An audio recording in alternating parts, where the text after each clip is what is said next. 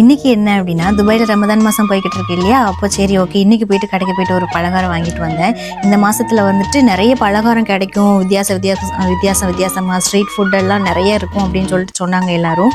இது என்ன அப்படின்னு சொல்லிட்டு உங்களுக்கு தெரியுமாங்க? இது வாங்கிட்டு வந்தேன். இது பேர் உன்னக்காயா, கேரளா ஸ்நாக்ஸ்ன்னு சொன்னாங்க. எங்கள் ஊரில் ஆனால் இது கிடைக்கவே கிடைக்காது. இது நான் ஃபஸ்ட் டைம் சாப்பிட்றேன். இது எப்படி இருக்கும்ன்ட்டு எனக்கு தெரியாது. ஓ இங்கே பழத்தை உள்ளே வந்துட்டு நட்ஸு தேங்காய்லாம் போட்டு நரைச்சி வச்சுருக்காங்க. இது சாப்பிட்டா எப்படி இருக்குன்னு தெரில. நான் சாப்பிட்டு பார்த்துட்டு சொல்கிறேன்.